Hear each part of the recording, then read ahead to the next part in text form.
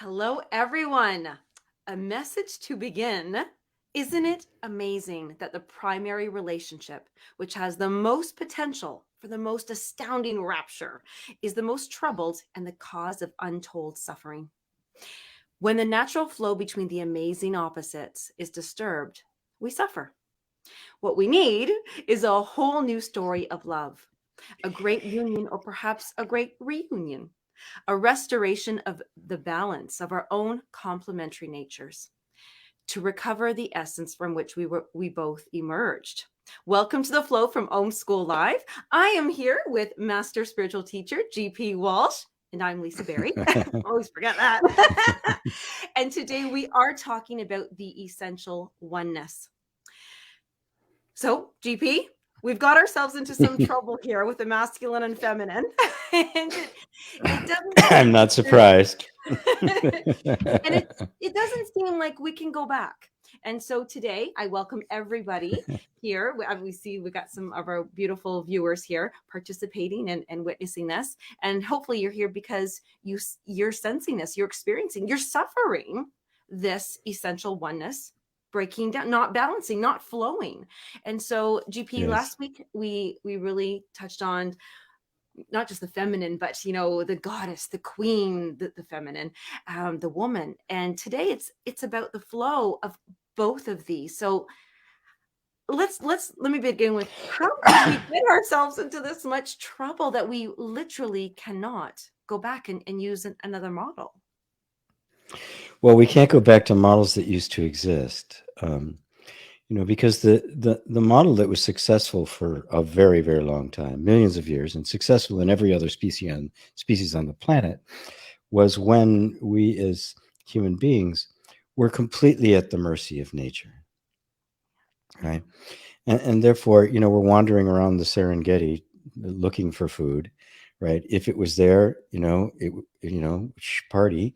If it wasn't there, we died off.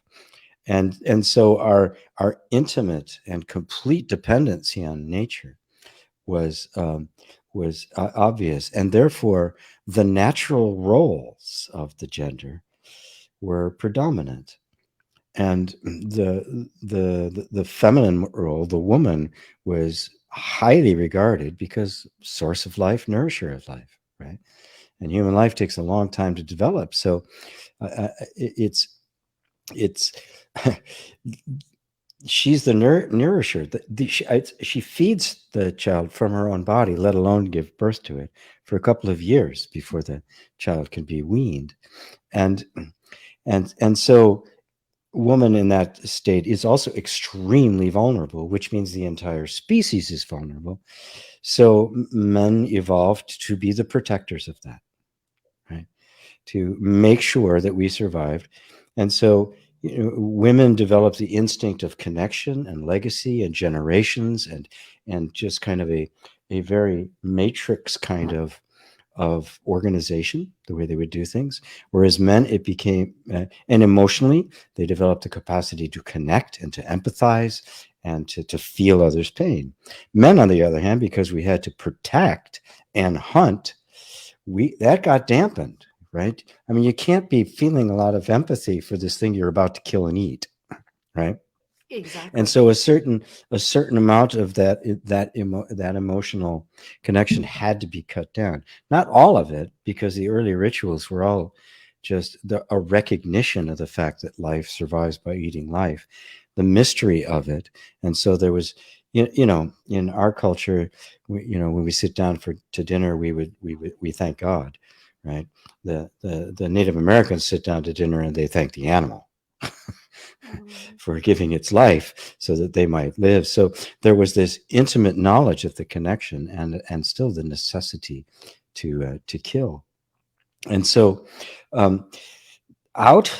we can't go back to that, because our intellectual, our cultural, and especially our technological developments have simply disconnected us from nature.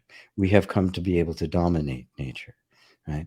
But we haven't dominated is ourselves.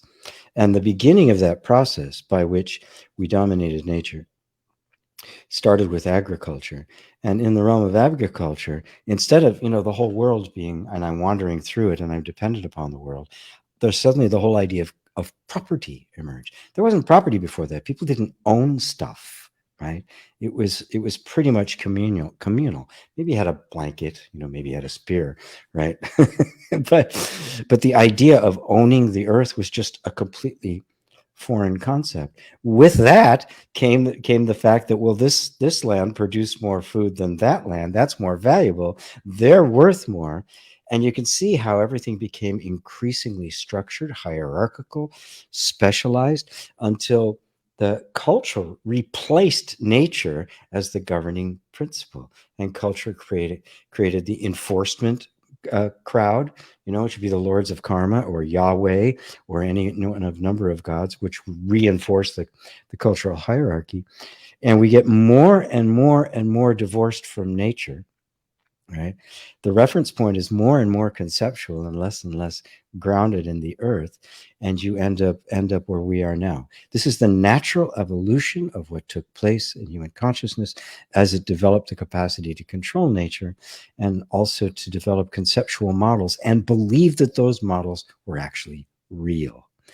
And that's what's breaking down. They're not real.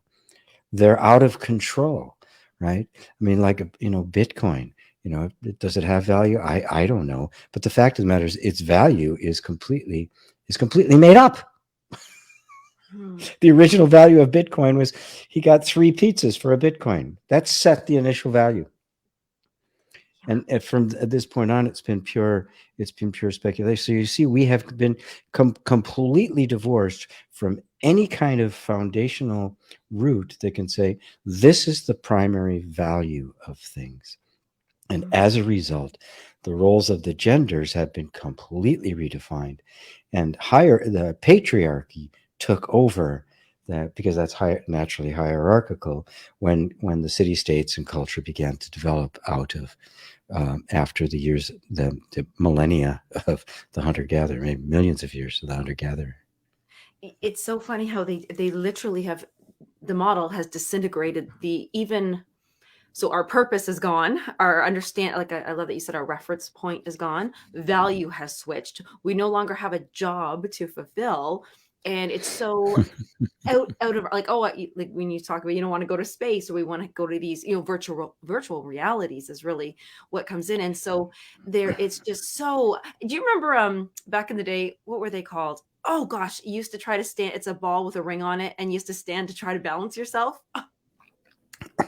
Oh, I I can't don't remember. remember I don't even know the, you'll have that. to put me in the comment. I can't. My sister would know. But it's trying to stand on something that really is, you can. It's an illusion that you're balanced. It's an illusion because it's only for that one moment. A lot of relationships I hear all the time where Yes. women want. They say, "Why can't my husband or my guy be so understanding and loving and gentle?" And I was like, well, he can now because he's got nothing to protect you against, but then he loses all masculinity of what he doesn't have a role, he doesn't even know what to do. So he sits on the he sits on TV. He won't even give you the remote, right? I mean, it's my That's his only territory, right? power. It's his only power. Yeah, yeah. He's been completely emasculated. Right. And so this is, and it's interesting because I want people to, when they hear this, is that this isn't a blaming game. Well, it is, but we're blaming both. We're blaming, if we're going to blame, we're blaming everybody. But if we're not going to We're blame blaming anybody, the environment. It's a yeah. product of the environment. It's not the man's fault. It's not the woman's fault. It's the inevitable result of us heading down a particular direction in terms of human growth and the development of consciousness. And what we're seeing is the inevitable result of it. This can't be fixed. Right. It's like making that final decision when you've kept something for so long, and you really should have got rid of it earlier, but you hung on to it. And now you're like, okay, it's really done. It's just like It's you throw it really out. done. They don't make parts for this car anymore. Right. And some of us are really attached to that feeling because it's innate. I really feel like I want to nurture and have that community. So it's in me. And so the next question comes, whereas a man is really feeling. I would like to protect, give me something to fix, do, solve. And the woman is really Yes. aching. So how can we start to rewrite this story of love if we feel it? Well, the new place that I'm forever pointing at transcends both. Nobody wants to let go of the technology we have. I don't want to give up. I don't want to give up the car. I don't want to give up indoor plumbing. Turn, you know, turn a knob and I get hot water. It's like, what? No, Score. I don't want to give that up. I don't want to walk out in the back in the dead of winter. Right? You know, nobody wants to go back. So we want to hold on to the technology. But the problem is we have lost the reference point, right? The foundation that we need to establish is the earth. It's very simple. If you look at all the ideologies, everything from capitalism, communism, socialism, libertarianism, anarchy. I don't care what it is. They're all human centric. Not one of them makes the earth a reference point. Right. They are all the assumption that the human is the center of the universe. Right? So it starts with this humility to recognize that I am completely dependent on this. Now, how do I make my technology work in harmony with that? How do I harmonize with the only reference point there is? Right? Right. We're not going to be able to go to planet anytime soon, right? To get another one of these, right?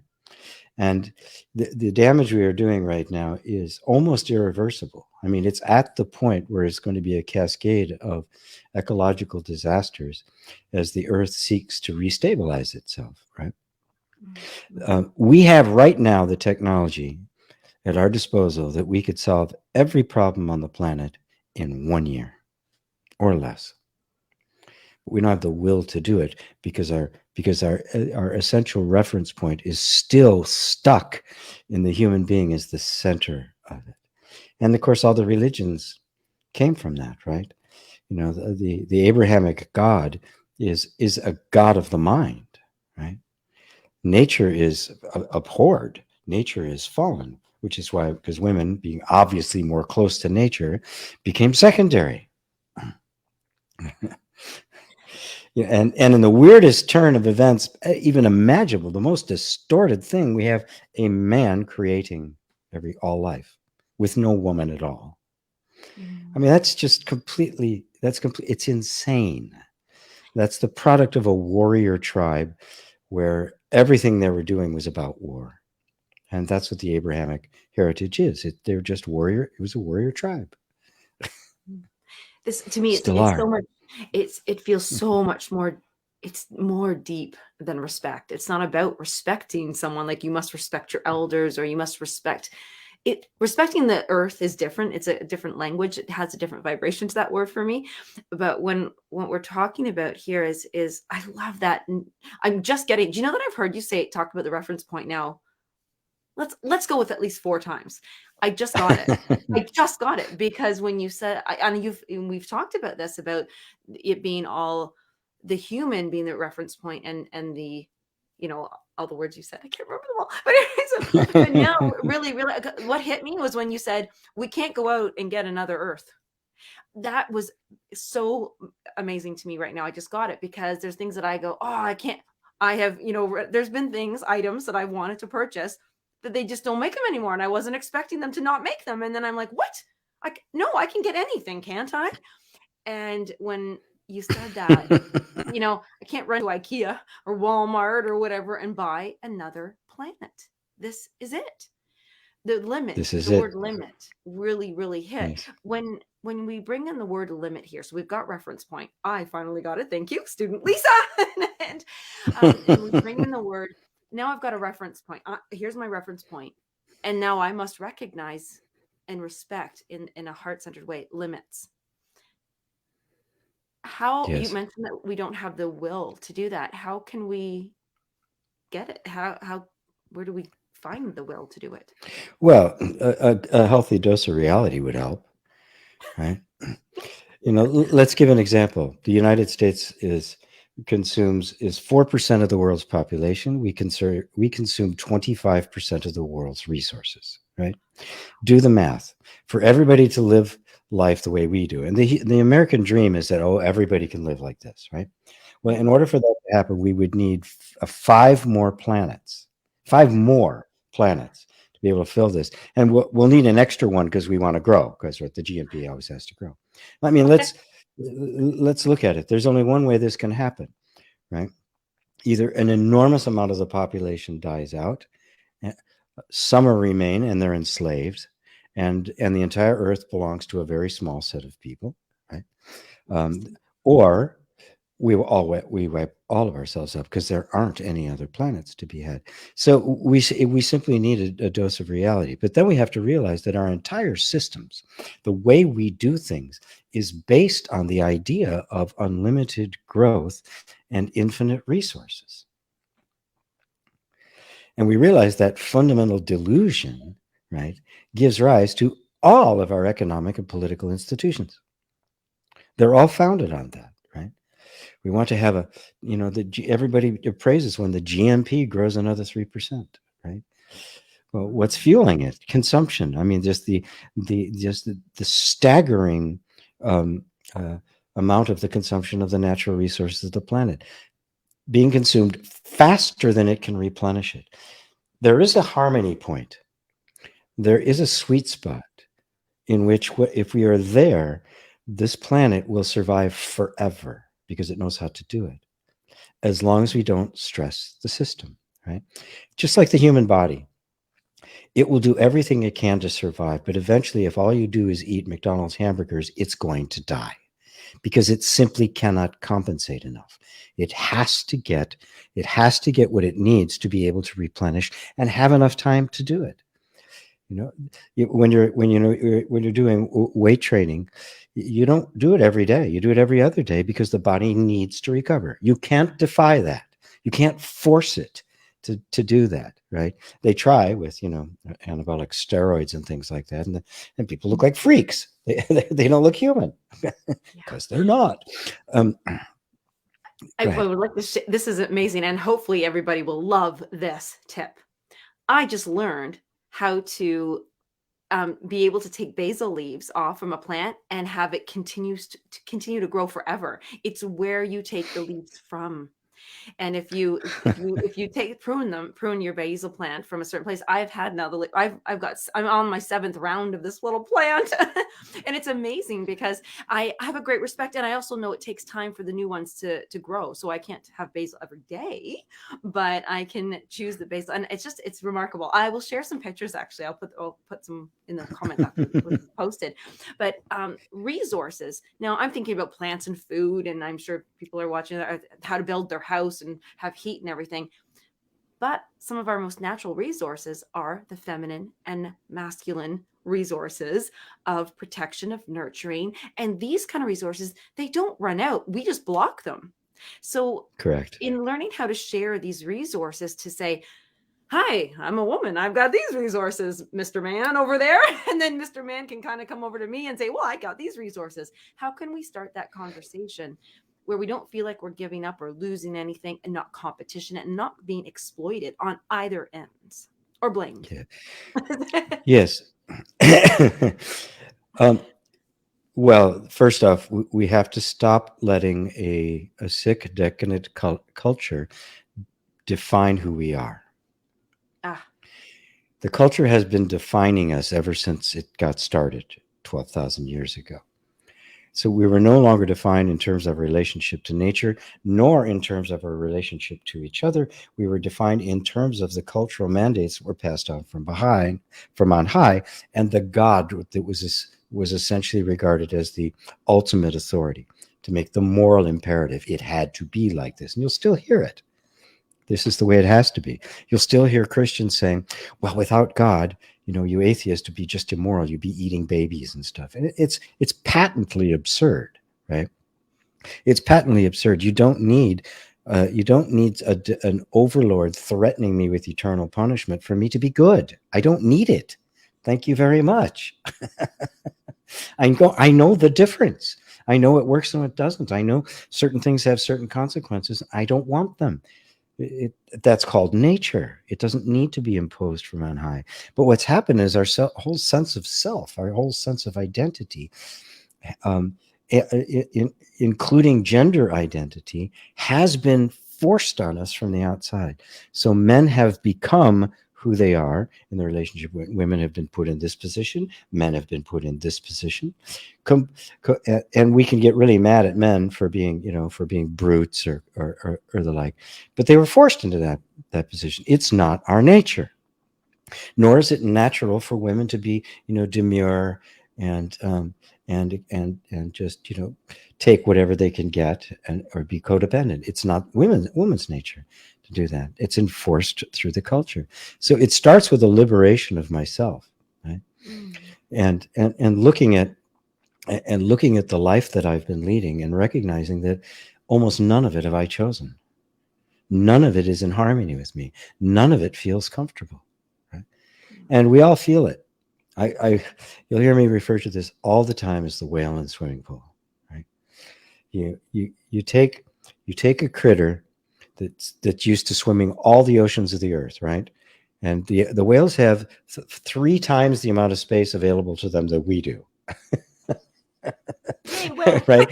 They've got all the room in the world. It's a vast space. I've done some scuba diving and sat and looked out and going, and it just blew my mind, just the vastness of it, just in all directions.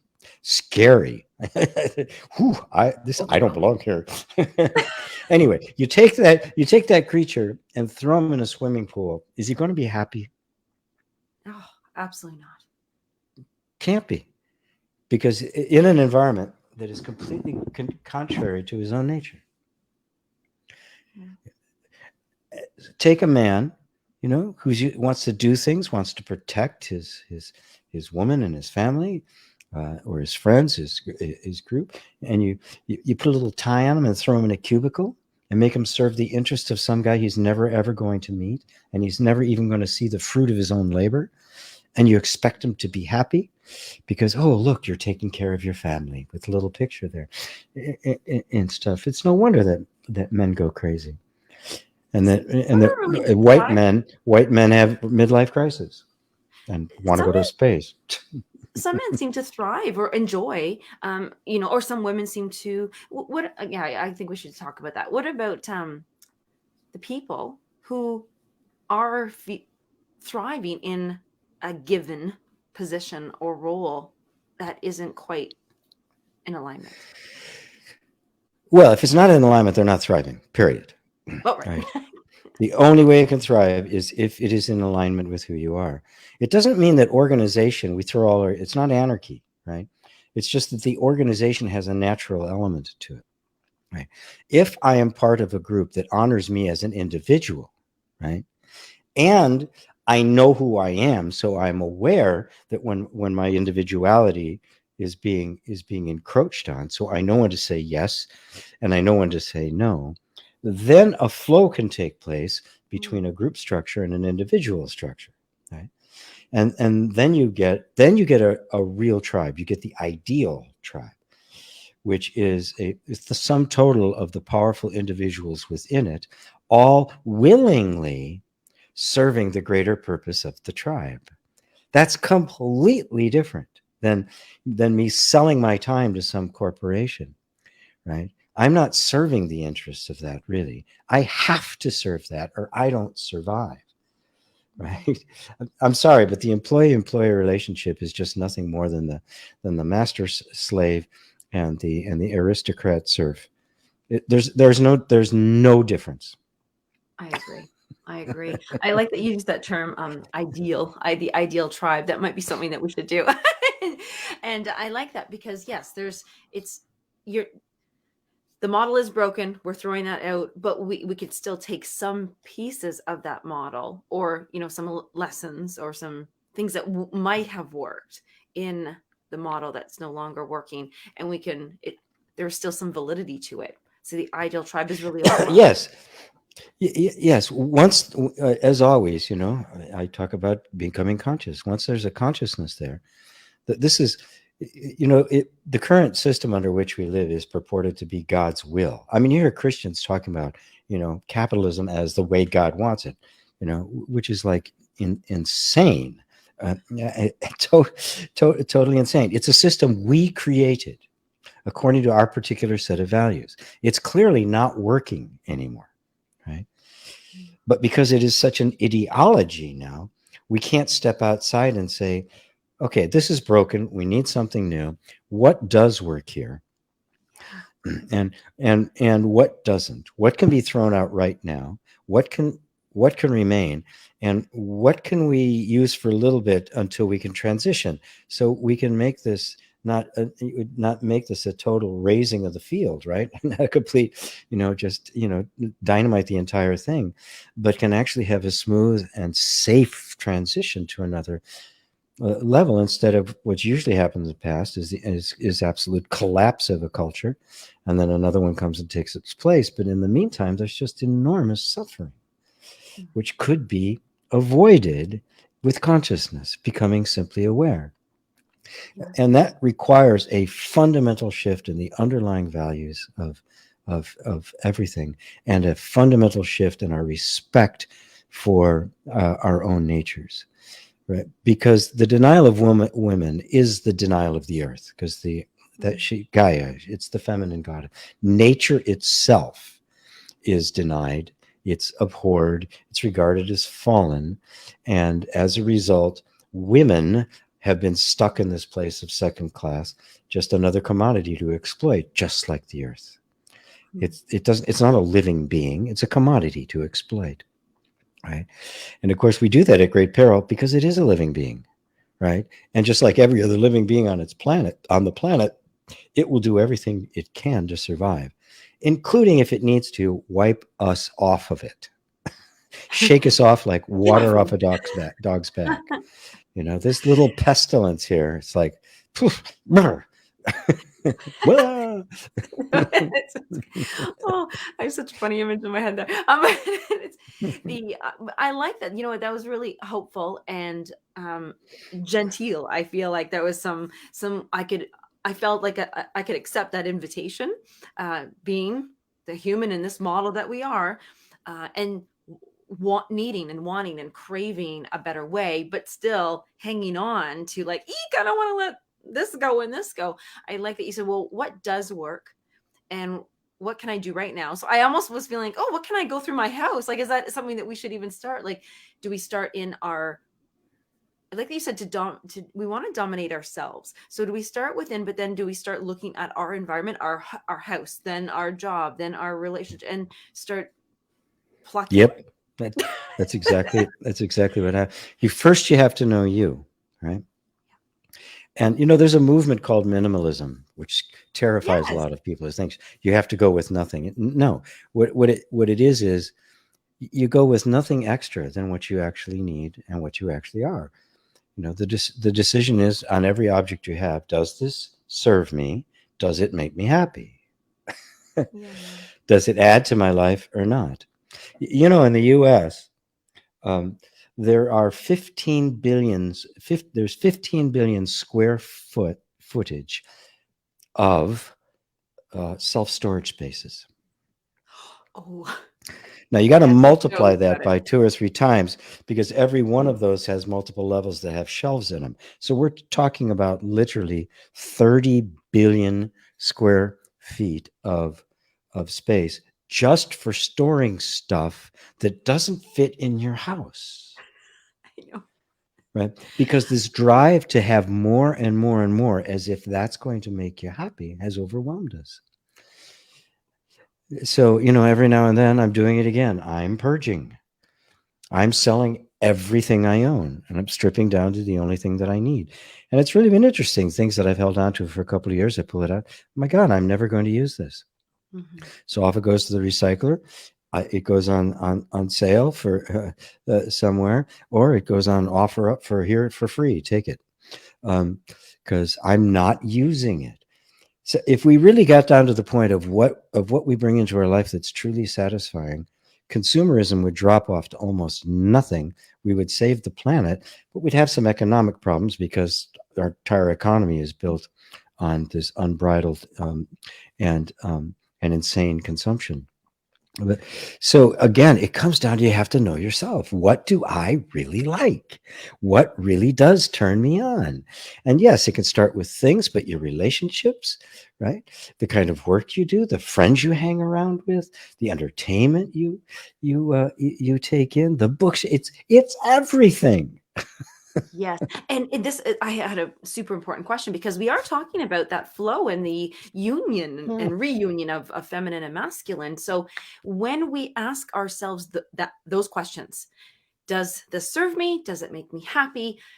Is this for me? Does it have its purpose? It will be different for men and women. And Oh, absolutely. I want to make a statement because I want to just do it, but I'm going to ask the question instead. How can we respect the other um the other half, the other? So I'm a woman. So how can I make sure that I'm respectful to say, the man might say, I need this axe. And I'm like, I don't need an axe. Get rid of it. And he's like, whoa, I'm a protector. I need the axe. So I'm going to say, I really need whatever. I don't even know, I'm being silly, cup of tea or something. But then he said, oh, we don't need all this tea. Throw it out.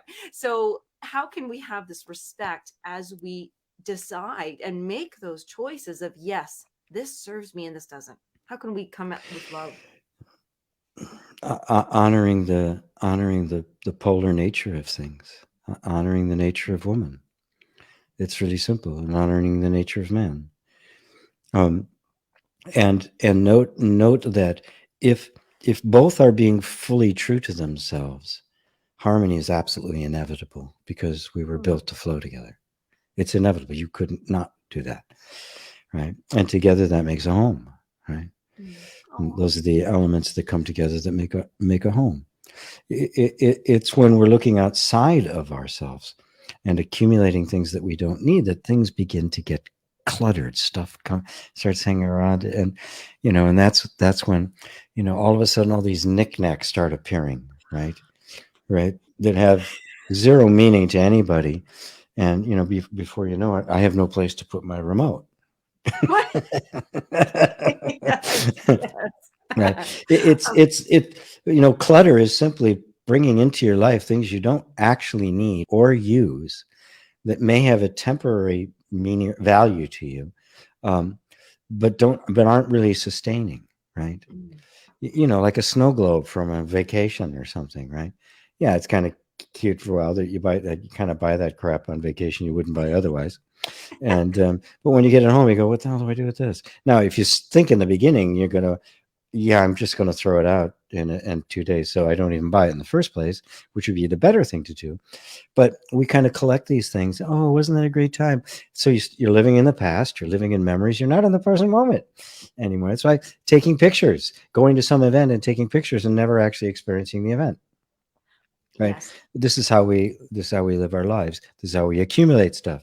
And then what happens? Our relationships degrade because you're not really here. Right. And also too, we keep things and believe that we should keep those based on a belief, which is not truth, but a belief that the other person will be upset if we don't have that anymore. That they gave me, I have a mug I just came across. I used to collect giraffes. And so I have a giraffe mug. And back in the day, I would have felt like obligated. Whoever gave it, like, oh, they'll be so happy that I've kept it for 40 years. And I'm like, they don't care. I mean, maybe it's a nice sentiment, like, wow, I No, kept it. You're they like, don't oh, you care. thought of me. That's nice. Yeah. So I'm Yeah. that was funny when I was thinking about that. We keep things because we believe other people. Yeah. Oh, what are they going to think if they come over and they don't see it? Well, you're just going to tell them the truth. I gave it to somebody else. It's gone on its life now. It's bringing happiness to somebody who really gave happiness to. Right. Yes. It outlived its purpose. Right. Or I sold it on eBay. I needed the money. I just lifted a snow globe the other day, so I'm laughing that you said that. But hopefully you don't push any customers away. But so Before we have recess, I wanted Bernadette ask the question here, and she says, "How do you change a man when he lives with being emasculated and trying to live within the nowadays normal?" I think that's a very valid, very important question, and it relates to like how we respect the other. Well, the emasculated man knows it. He feels it. He doesn't know where it's coming from because it is normal. He doesn't understand why he feels the way he does. But he's the whale in the swimming pool. You know, the whale doesn't have the consciousness to be able to know why it feels the way it does. It just does. And then there are these times when it freaks out and kills its trainer, as has happened, right? But it does not have the capacity to understand why it feels that way. When we accept norm as norm, we too do not have the capacity to understand. Shouldn't I be feeling great? Isn't this what I was told life was about? Why don't I feel that way? And for most people, they just suppress it, right? Oh yeah, I'm really happy as they grab their next, shot of Jack, right? Or any one of the other ways in which we try to compensate it, or shopping, and all the various addictions are all a result of that. So the first way to change the man is to show, no, your discomfort is what's supposed to happen because you're a whale in a swimming pool. You are not living according to your own nature, and you'll never be happy until you do. When that sinks in, some energy gets released that is extremely powerful. It's like, oh, I'm not going to do this anymore. I'm really done with this. Now it becomes difficult because you've built a life based on that norm. And you can't just, maybe if you're, single and young, you can just chuck it all, and go wander through Europe like I'm going to do. Or, but if you're not, if you're in this position where you've got kids and a mortgage and, a family and that sort of stuff, you've got to be much more measured about how you get yourself out of it, but you get yourself out of it. And you have to engage your family in getting you out of it, which means everybody may need to make sacrifices, right? You may have to give up the McMansion in order to get to this, to get you where you want to be. But that's part of the masculine energy. It isn't just, I'm going to do it now. That's a boy. It's like, oh, I've got to do it, but I can't just do it in an instant. I actually have to methodically do it and maintain that level of devotion and focus and that masculine pointedness for as long as it takes, which means sacrifice, right? Which is one of the defining elements of the true man. Yes. You just used a word that I just love so much, and I can't think of it. It doesn't matter. That devotion. Sorry. Yes, devoted. I was like, I'm going to get it. A devotion. Sorry, is that a masculine trait, devotion, or sacrifices? But is devotion, because women have devotion. Well, none of these traits really belong to a particular body type, right? Okay. Just in the body type, they take on a different character. That's all. Just like, if a song is played by a tuba or it's played by a flute, it's the same song, but it comes out very different, right? And some songs really don't want to play them on a tuba. Sorry. And some songs don't really come across on a flute. Right. And so there is a realm there, that is most natural for a particular form to give expression to. But that doesn't change the fact that that essential attribute itself, in its purest archetypal form, is equally available to be expressed differently. And the form just determines how it's going to come out. So devotion is, or characteristically, devotion, nurturing, characteristically feminine qualities, right? Receptivity and that sort of thing come out very differently on a woman. A man expresses nurturing and devotion and tenderness and all those kinds of qualities, but they have a very different flavor about them. And a man's devotion can be, and self-sacrifice and being pointed and unmoving, right? Which is normally associated as masculine, is equally available to women, but it will just come across differently. It will have no aggression behind it. It'll simply be unmoving. It'll be yes when you mean yes, no when you mean no. Against another, that was another aha. I love that. That was very revealing to me. I would love to hear from anybody in the comments there who's pogo ball. I just remembered the name of that, pogo ball. That thing there. Sorry. There you go. So yes, the pogo ball, pogo stick. So anyways, yeah, if the right now this conversation, to me, so many things are just actually falling into place, and it's because of these continuous conversations, and we're going deeper each time. And I am inviting everyone. I'm going to ring the bell for recess to do this, but we're going to be inviting you to some classes where you can take part. But so Bernadette says thank you for that. And you know, after recess, what I'm going to go into with GP here, master spiritual teacher, is exactly but what we were just bringing that up, how the feminine and masculine actually reside in each of us. So just because I'm a woman, I can have some masculine, and just because somebody else is a man, they can have some feminine. So we are going to discuss that in just a minute, but it's recess time. And I'll keep it quick because I didn't notice the clock until just now. But we are coming up this Thursday. It's like, okay, so today's Tuesday. So in 2 days' time, we are going to be having the workshop for women, the queen, the goddess. And thank you very much here, woman, goddess, queen. And I have been privy to know the layout, what's going to go on in there. And I've been also experiencing, so if I could share with you, this is for women only, this one, but it's okay because we have one for men as well. I would just like to impart to all the women, if you even know of another woman who you think this would be helpful for. So maybe it's calling you or not, but I can share with you that as I have now learned so much and I've remembered so much, and I am having integration with my own, inner reconciliation and integration of my own goddess and queenness, life just seems suffering is ending. Life is easier. Life makes more sense. I feel this stable kind of power. And then this is something that I can't promise you will, but I really truly believe that by attending this workshop, because you're going to hear lessons from GP, but then you're going to be able to ask these questions. So the flow here, when you join us live here, we love that you're here. We would love the like sign and comments and shares. This is the student and the master teacher.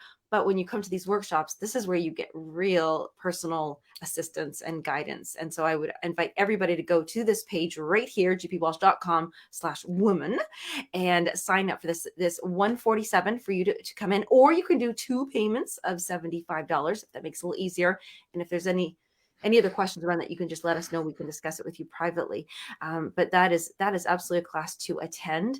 And then we'll let you know about the following week is going to be for the king, the true king, the man, and the prince. And it's just, GP, I'm so glad that you're doing these. I didn't realize that for self-inquiry and all this stuff that this would be, oh my gosh, we're talking about the very essence of oneness here. So everybody, please come to this. And the other easy peasy one, get on the light letter. Just go to gpwalsh.com and we have a little gift waiting for you. It's an incredible book, Angels in the Basement, just for signing up and getting on the light letter. And that way you'll know what our shows are going to be about, and you'll know when to show up. So we'll go back to the flow live here. and yeah, I always have to do those fun ones. And this is where I want to start reading some of the comments. If there's a few questions or comments or something like that. Let me see here. Oh, I like this one. Can I read this one right out loud? Here I go. From Facebook user. Sure. Who you are. If a woman has been the head of a household without a man for a long time, playing both feminine and masculine role, how has she found herself there, and how to rebalance when being in a healthy relationship with a man is a genuine desiring? Oh, that's a beautiful question. How? Yes, it is. And I can't help but feel an enormous amount of pain and empathy for both genders in this day and age that have just been so debilitated by the dominance of the cultural ideal that has created this kind of thing, which is a completely unnatural state. When the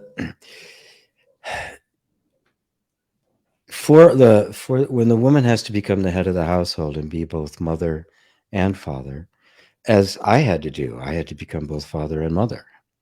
I was a single father. I was a single father, and it takes its toll, right? It really does. It really does take its toll. You certainly learn a lot. You certainly begin to uncover things within yourself that powers that you didn't know you had, attributes that you didn't know were available to you, as we were talking about a little bit earlier. Um, but which ones come more naturally, right? We all have access to them, but which ones come more naturally? I mean, I have access to sports, but I'm horrible at it, right? It doesn't come naturally. Yeah, I can go out and play. I can go out and kick a soccer ball, but I will do it badly. And my entire life I will do it badly. It just doesn't happen. It's just not my nature.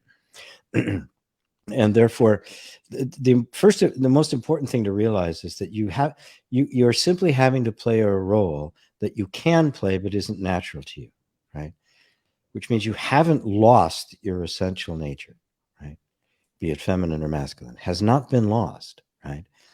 It's just had to take on characteristics that it shouldn't have had to have taken on. This Mm. happens all the time to women in business, and end up having to operate like men, completely unnaturally to them. And having spent a good amount of time in the corporate world, I could see how badly women did when they tried to manage like men did, and how when they managed like women, they were better than men, because that kind of organization, the kind of intercommunication and acceptance, which comes more naturally to men rather than the hierarchy, excuse to women rather than the hierarchy of men, works better in an organizational uh, setting. But see, but the system has to allow for it, right? And we're really in this most horrific place. um, this is extremely evident in the Black community, where the men have been systematically destroyed by the environment, right? Taken away all their opportunities, turned into, after slaves, just second class citizens. And it's so destroyed and splintered the Black families that women had to become extremely strong, right? Mm. And Black women are extremely strong, right? um, but it's not because but you can see them when their hearts are broken as well, right? Where are the men? Well, society has systematically destroyed them, right, Mm. on purpose, by the way. I have to point that out. This is the insanity in which we're living there. So how does she rebalance herself? First, recognize that nothing has been lost, right? But here's what has to happen. When a man shows up, he has to be a man and not a boy. He has to be able to step into that place of manhood to the point where you can trust it enough that you can let go of that and just go back into that which is much more natural to you. But you can't do that if he's not a man, if he's actually a boy, which is most men these days. They're boys in men's bodies because they have been emasculated, right? It's happened to all of us. It's extremely graphic in the Black community, but it's happened to absolutely all of us, right from the bottom up. And the only reason it isn't more prevalent amongst white people is simply because it was politically manipulated to set the whites against the blacks, the black whites against the black poors, to make them feel that, well, at least I'm better than them. And it was all a way of suppression. I could go off on this forever, but I'm not going to. But anyway, the man has to show up as a man. If you meet a real man, you will naturally feel yourself falling back into your femininity. Mm. If you don't, you'll be guarded. You won't be trusting, and you'll stay in that role. Right? Oh. And so that's the power of it when a genuine man arises. And the power of women is to insist that he do. Mm.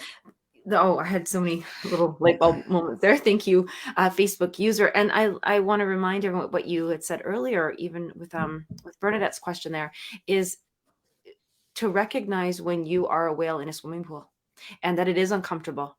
and that you aren't happy and that you're not fulfilled and aligned and satisfied and all that. So I love that you shared that. So just check in and say, each one of us has been a whale in a swimming pool at some point in our life, somewhere, some area, and that to get back out into the ocean is to first recognize that you're in the pool, and then Yes. and make our way back. Yeah, that's the feminine equivalent is exactly what she's describing there. I know no woman wants to be called a whale, but I love that. It's actually my mother totem. yeah, well, because they're amazing, amazing creatures. They're just absolutely amazing and curious and fun and Yes.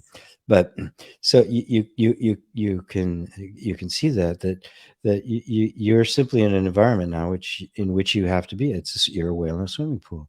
If recognizing that, right, recognizing that you don't have to be blaming yourself for it.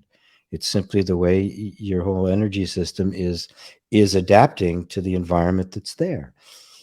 So as I teach over and over again in inner reconciliation, you don't have to worry about the circumstances, the feelings, any of that. Look at the environment in which they're happening.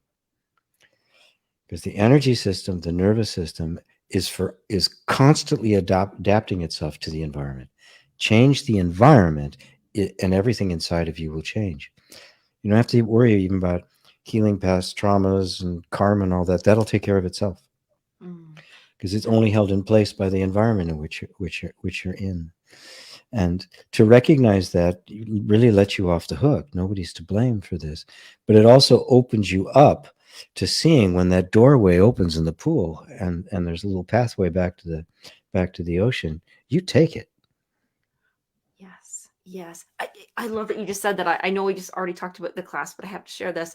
That's exactly what's happened to me as I've been learning about what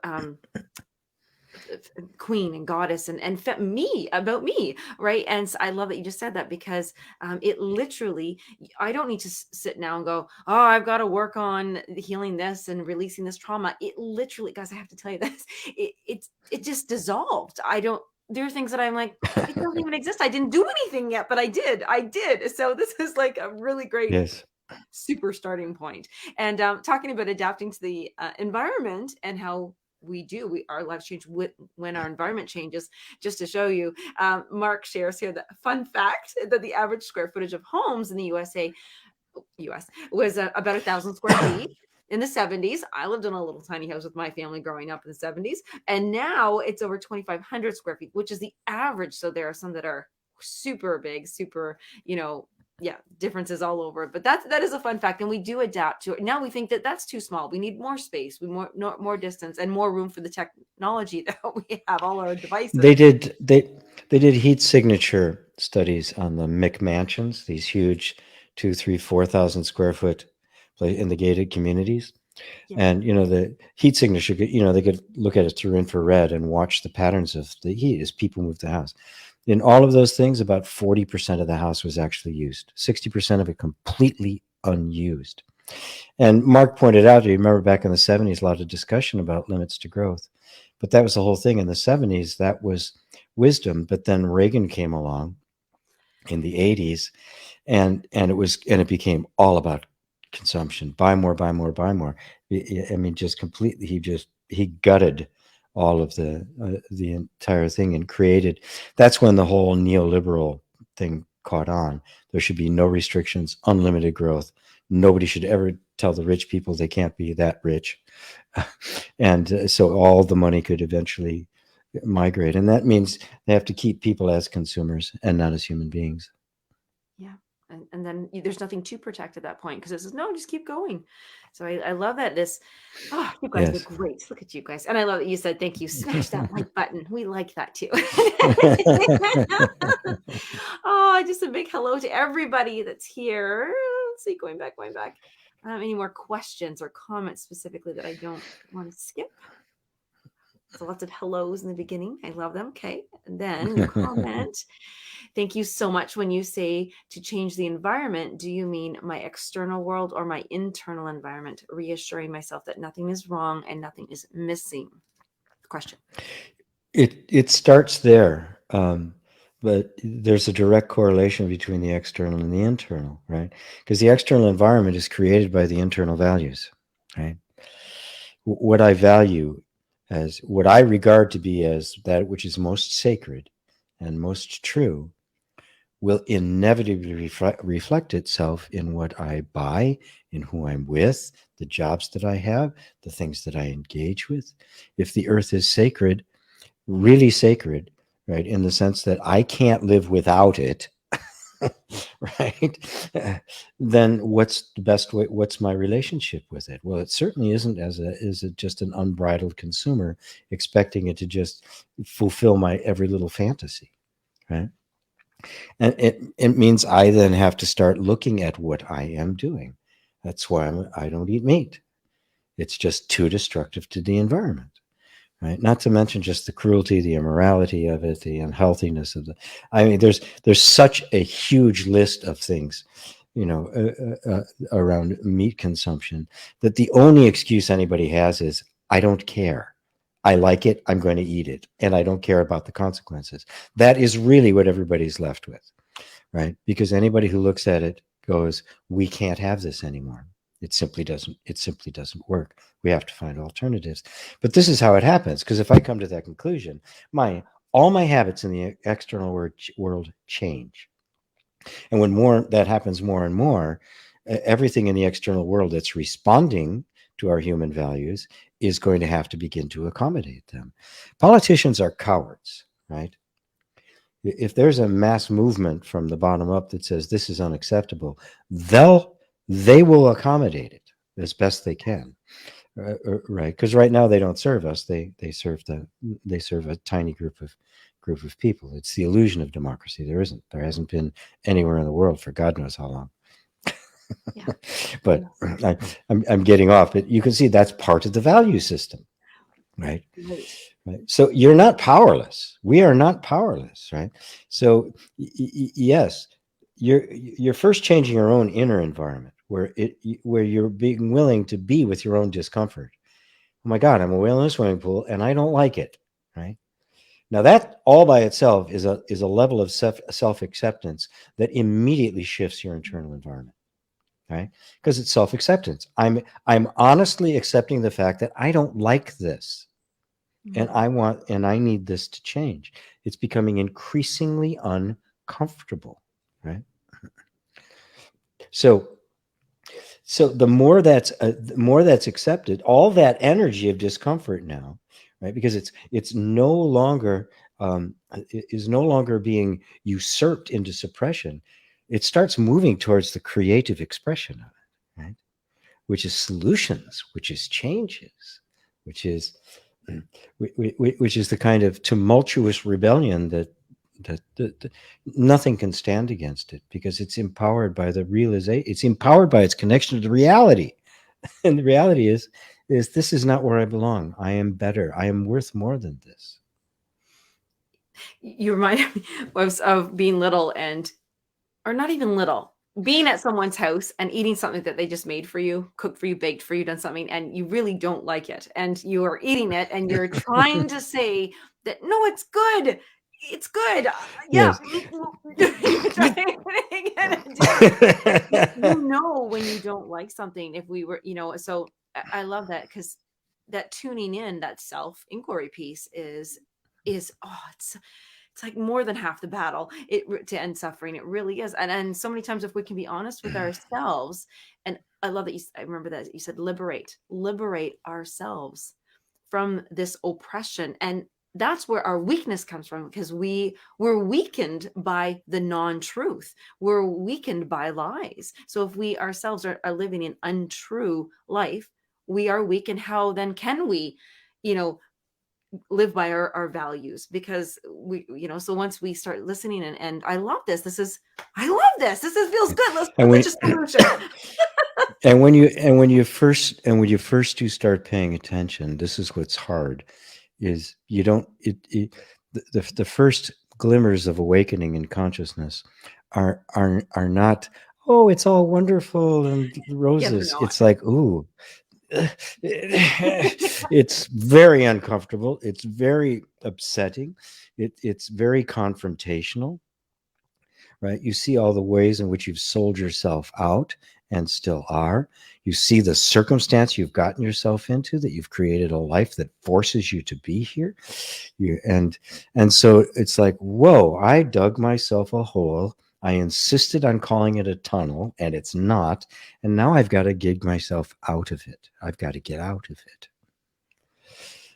That was And clever. this is the this is the channel this is the challenge we all have to face.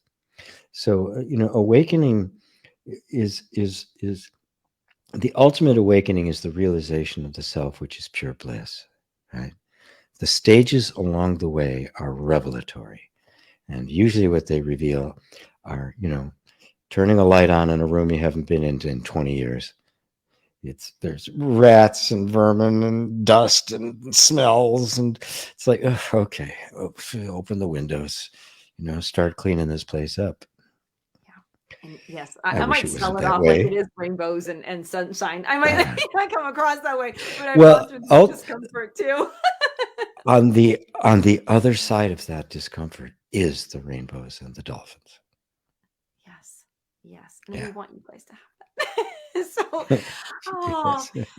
another powerful show. You know what? I love that. I never know what's going to show up. I love this because I'm just asking the questions, and you guys are asking the questions. Please continue to do so, because these comments really help guide us where we take the shows, and to share with us, like, they influence what workshops GP puts on, so that he knows how he can help you. Because through that discomfort, when you are there with somebody going through the discomfort, it's so much.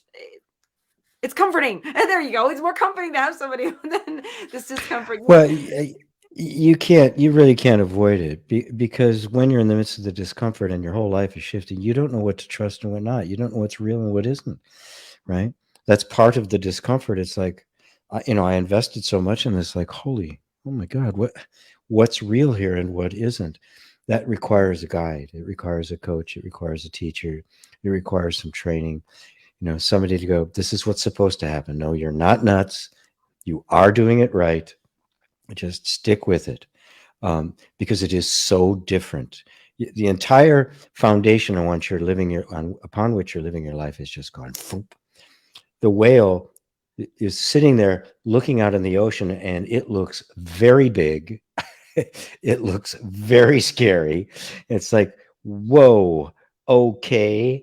Yeah, I don't know. Yeah, no, yeah. I mean, this is the transition period is one that requires a guide. It truly does. And just to add on that, it's also too, and just to share and meet everybody where they are, is that you might be that whale who now sees the true tunnel to the ocean, but you're wondering why all the other whales aren't coming. And then it might influence you going, well, wait a second, that whale, maybe I should stay too. And so I can share with you, as I've been going through Oh, this process. not only that, the other whales are going to go, where are you going? Are you Yeah, they're kidding? gonna judge you. You're nuts. Look at all the stuff you got. It's great here. Look at all the little toys. We feed you Yeah, fish right here. So, right here. All the fish so you want. What? So What? just to share with people, please just be willing to look in, willing to explore, willing to ask these questions, because even though it is unsettling and uncomfortable, it truly, like, I love that you said that, bliss is on the other side. So please, if you're just starting out, all that's necessary right now, we'll promise you, there's the tunnel. Just get over to gpwalsh.com, sign up for the light letter, and we can guide you from there. So even if you're not even sure what to do from here, just reach out, share a comment, a private message, get onto the site, and then we can help. We can show you where you might want to explore from there. So thank you so much for tuning in here on The Flow from Om School Live. I'm Lisa Berry, and we've got GP Walsh here, Master Spiritual Teacher, and we're excited to work with you. So anytime you can participate and join in, we love having you here. Thank you so much.